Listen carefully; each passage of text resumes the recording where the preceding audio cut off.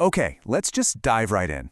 At the heart of everything we think we know, there's a hidden conflict. And it's not about what you'd expect. It's about the very language we use to make sense of reality. As we're about to see, changing that language, well, it changes absolutely everything. So, what's the deal? Is everything around us just a beautiful, chaotic series of random accidents? Or is it something else entirely? A deterministic, perfectly balanced system where every single event is a precise calculation?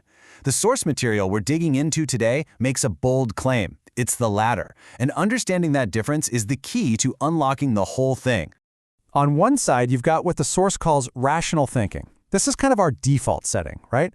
We use natural language, and the world looks pretty chaotic, pretty random. But on the other side, there's a framework called the Organic Quranic Methodology, or OQM. Now think of OQM as the underlying operating system for reality itself, which the source calls the Quantum Governance Cognitive Operating System, or QGCOS. And in that system, nothing is random. It's all math. So to really get our heads around this QG-COS thing, we're going to approach it in a really specific way. We're going to treat this as an algebra course, the algebra of reality. We'll start by defining our variables, then we'll look at the functions, and finally, we'll see how it all fits into one master equation. All right, Chapter 1. Every algebra class on the planet starts in the exact same place. Before you can even think about solving an equation, you first have to define your unknown variables. You have to know what x is. Now here's the problem with our default mode, with rational thinking.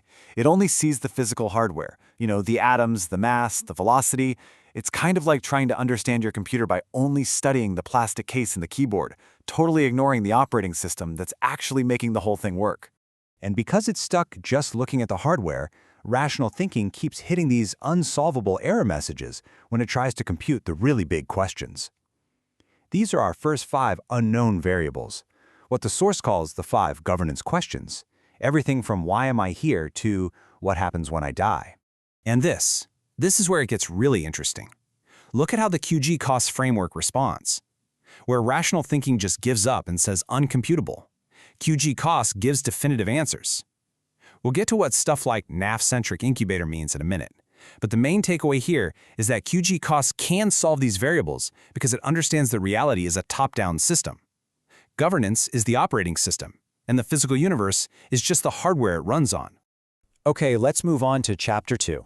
So we've defined our variables, now we need to understand the functions. Remember from algebra class, a function takes an input, x, and it deterministically, meaning not randomly, gives you an output. So what on earth does that look like in real life?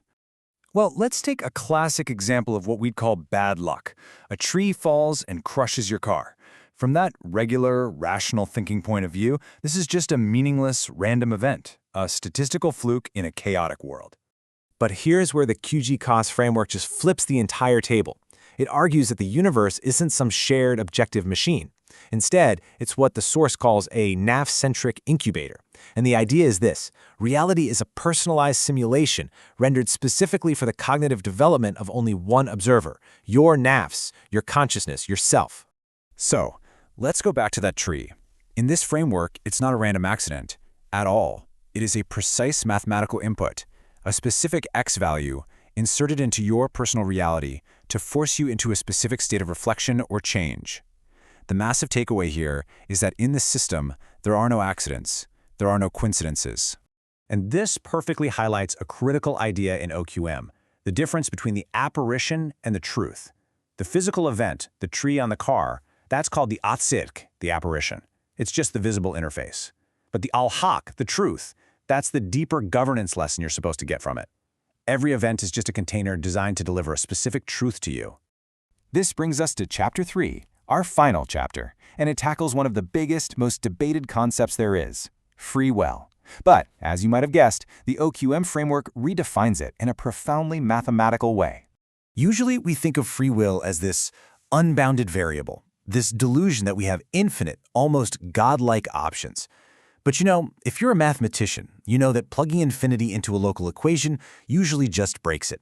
And the QG-COS framework argues that free will isn't infinite at all. It's what's called a bounded integer, a very specific, calculable range of choices. This limited domain is called WUS, or capacity. The idea is that your choices are strictly limited by your current state, by your knowledge, your resources, your environment. And here's the key: you are only held mathematically accountable for the choices you can make inside that very specific bracket. And this isn't some new idea. It's a core principle of the whole system, laid out right in the scripture, which states that a soul is never burdened beyond its capacity. In this system, your accountability is mathematically linked to your ability. This slide is just a brilliant illustration.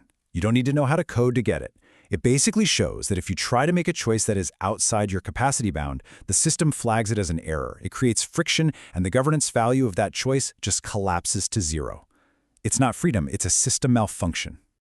Okay, our algebra course is almost over. We've defined our variables, we understand the functions, and we've established the domains. Now, it's time to put it all together and look at the master equation that governs this whole system. Everyone knows Einstein's legendary equation, E = mc². It's the master equation for physical energy. Well, this framework proposes its own master equation for what it calls governance physics. But instead of calculating physical energy, this one is designed to calculate purpose and eternal value. This table just lays out the paradigm shift so clearly. In Einstein's equation, mass is converted into explosive, physical energy. But in the master governance equation, E = ud², your physical resources are converted into something completely different, essence, or what you might call timeless wisdom. It's a fundamental shift from a physics of destruction to a physics of creation. So let's just break down the variables really quickly. E stands for essence. That's the eternal moral value you produce. U is for utility. That's all your physical stuff, your time, your money, your body. And D stands for Dean, which is the established order or the governance protocol. Think of it as the moral constant of this universe. But look closely, because the most critical part of the entire equation is that the D is squared. This is the mathematical punchline. What it means is that even a tiny improvement in your alignment with the governance protocol, with D, has an exponential impact on the value you produce. The insight here is that we can't solve our biggest problems with more utility, with more tech or money. The answer comes from squaring our alignment with governance.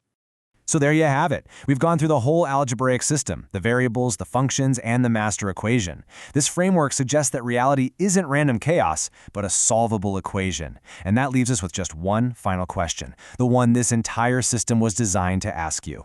Now that you have the variables, what will you solve for?